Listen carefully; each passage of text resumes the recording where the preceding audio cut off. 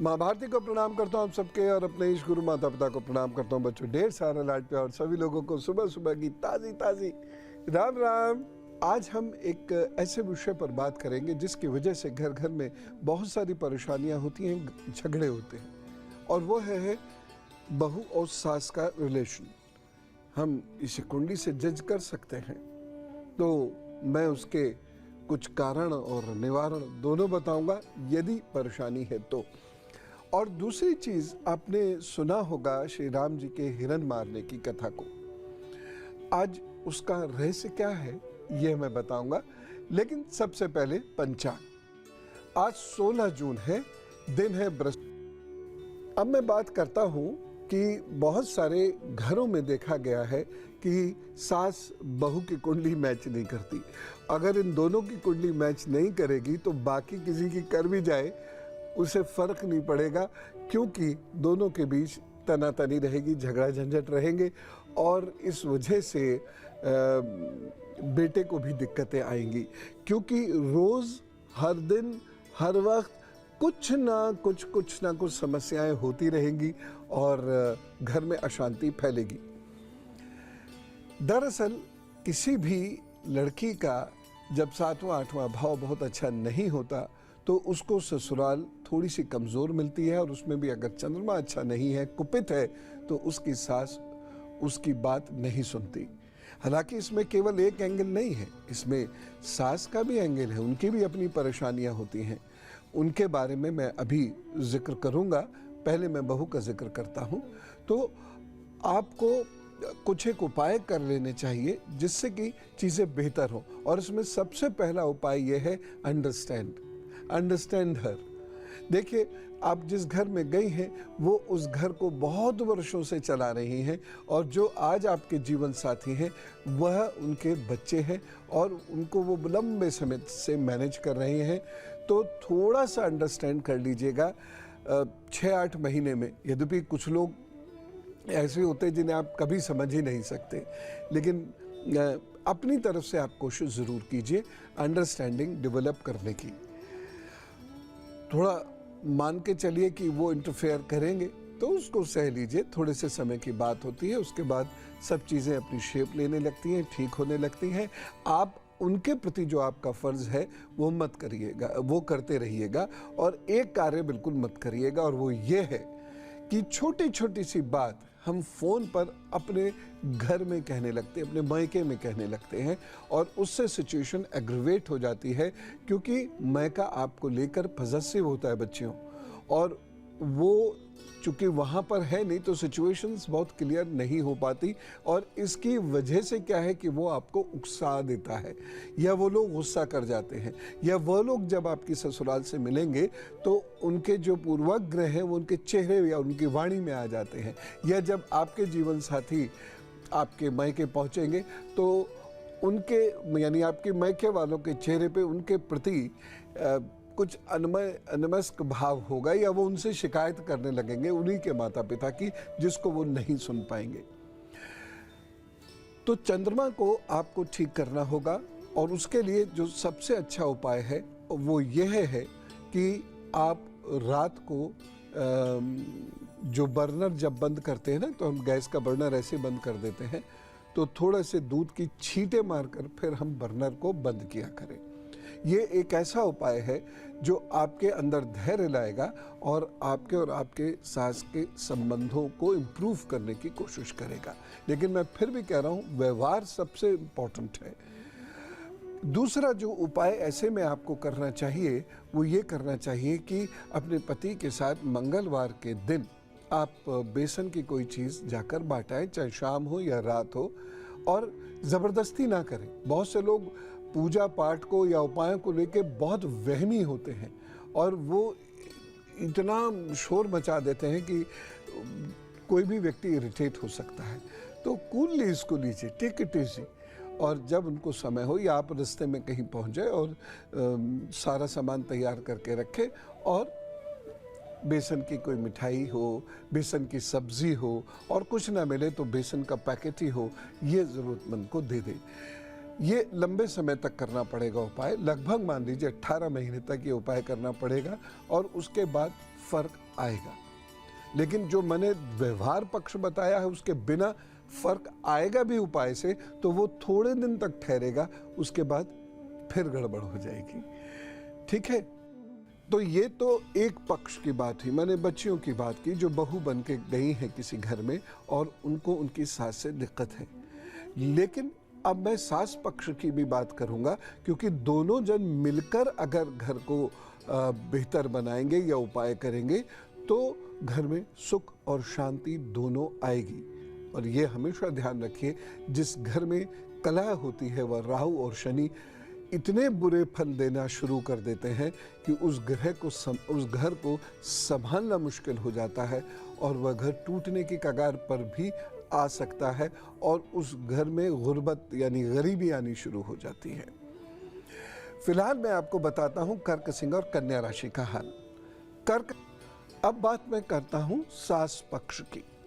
देखिए, मैं हमेशा एक बात ये कहता हूं, खास तौर से उन स्त्रियों से जिनकी लग्न बहुत मजबूत है या जो वक्री ग्रह से पीड़ित है या जिनकी कुंडली में श्राप योग है, मैं उनसे एक बात कहता हूं कि आप जाहि विद राखे राम ताहि विद रहिए को रोज सुना कीजिए, सुबह दोपहर शाम रात, और उस अनुसार उसे एक्सेप्ट करना सीखिए।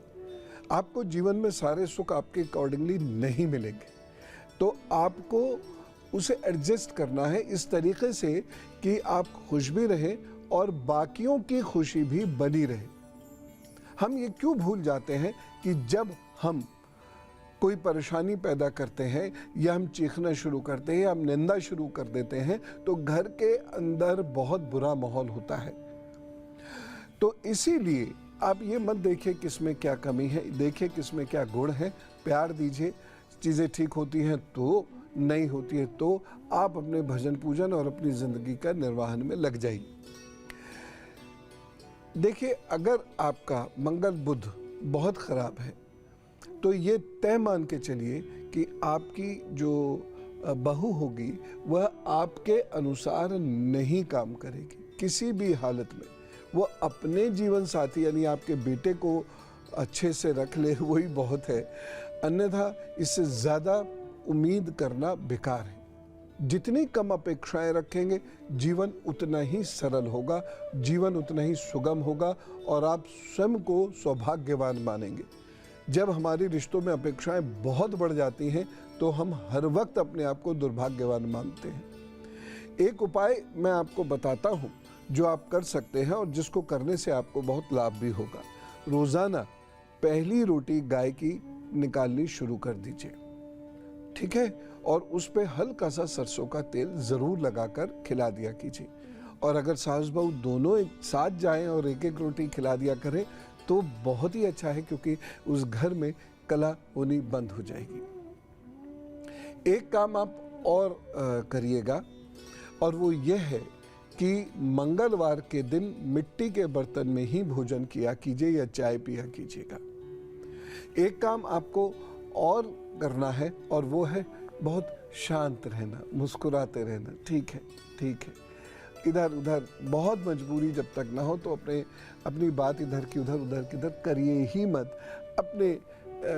अपने में मस्त होना सीखिए और धीरे धीरे बहू के हवाले सब कुछ कर दीजिए कि वह आगे घर चलाएंगे। लेकिन अपने जो भविष्य की निधि है वो अपने पास सुरक्षित रखिएगा। ये मैं एक सामान्य ज्ञान दे रहा हूँ आपको। तो ये उपाय अगर आप करेंगे तो आपके घर में सुख रहेगा, शांति रहेगी, कलह काफ़ी हद तक कम होती चली जाएगी और उतने में भी आपका जीवन बड़े आराम से कट जाएगा, मतभेद होने के बाद भी। तो इन उपायों को आपने अच्छे से सुन लिया होगा, आशा करता हूँ लिख लिया होगा। इन उपायों का पालन करना शुरू करिए। ठीक है, हम बात कर रहे हैं उस कलह की जो सास बहू के टकराव की वजह से होती है। सामान्यतः लोग इसे मजाक में ले लेते हैं, लेकिन मैं इसे बहुत गंभीरता से इसलिए ले रहा हूँ क्योंकि जिस घर में ये टकराव होते हैं वो रोज़ रोज़ की किचकिच होती है और उस घर के अंदर का पूरा वातावरण नकारात्मक हो जाता है। मैंने जो व्यवहारिक उपाय आपको बताए हैं वो सबसे महत्वपूर्ण हैं। जो मैंने अलग अलग उपाय बताए हैं वो भी बहुत महत्वपूर्ण हैं। अब मैं कुछ और जनरल उपाय बता रहा हूं। देखिए, सबसे पहली बात, यदि आपके घर में रविवार को घर के लगभग बीच के स्थान पे, जो घर का मध्य स्थान है, जनरली देख लीजिएगा मिडल ऑफ द होम किधर पड़ेगा, वहाँ पर आप गायत्री का यज्ञ ज़रूर कर लें। रविवार के दिन 108 बार हो जाए तो ज़्यादा अच्छा है, अन्यथा तो फिर 51 बार तो हो ही जाए।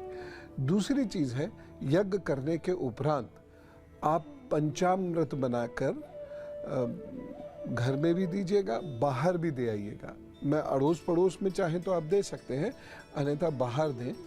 और तीसरा कार्य एक और मैं छोटा सा बता रहा हूँ, लेकिन वो है बहुत महत्वपूर्ण, कि सास बहू के जन्मदिन पर एक चांदी का सिक्का या कोई अन्य चीज़ भी चांदी की हो और चावल, वो उपहार दिया करें, और यही उपहार बहू अपनी सास को दिया करे।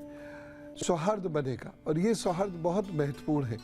हम सेग्रीगेट करके ये नहीं सोच सकते कि रिलेशंस निभा लेंगे, संबंध बना लेंगे। बहुत बुरा असर पड़ता है मन मस्तिष्क पर, और बहू के जीवन साथी के मन मस्तिष्क पर अगर बुरा प्रभाव पड़ेगा तो वो इरिटेट होने लगेगा, और उससे उसके वैवाहिक जीवन में इंटरेस्ट पर भी फर्क पड़ेगा। खामियाजा कई लोगों को भुगतना पड़ेगा। इसलिए समय रहते चीज़ों को ठीक कीजिए और एक मजबूत परिवार बनाइए, एक स्ट्रॉन्ग फैमिली बनाइए। जितना बड़ा और मजबूत परिवार होगा, घर की तरक्की उतनी बेहतर होगी।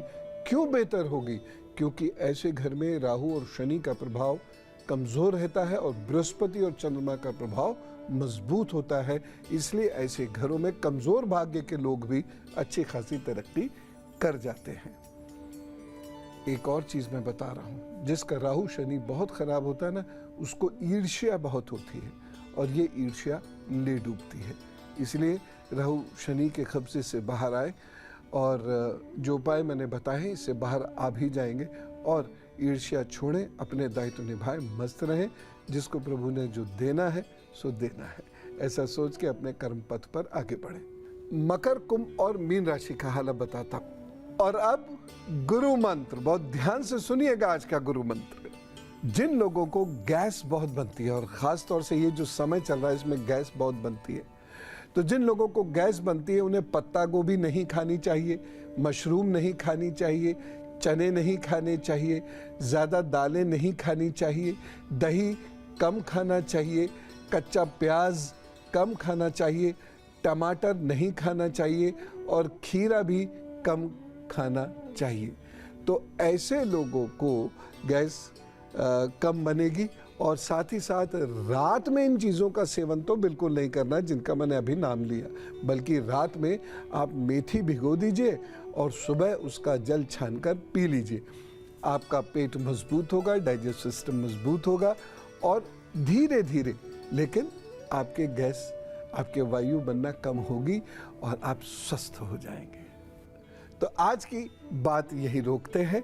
कल फिर बहुत सारी नई नई बातें करेंगे, बहुत सारी समस्याओं के उपाय ढूंढेंगे, आपको मैं बताऊंगा, आपकी ज़िंदगी खुशहाल होगी। आप बढ़िया से अपना दिन गुजारिए, खुश रहिए, खुशियाँ बांटिए, डर से, प्रपंचों से, अंधविश्वास से बहुत दूर रहिए, वहम से बहुत दूर रहिए, और प्रभु के चरणों में नतमस्तक होकर कहिए राम राम, नमस्कार, भारत माता की जय।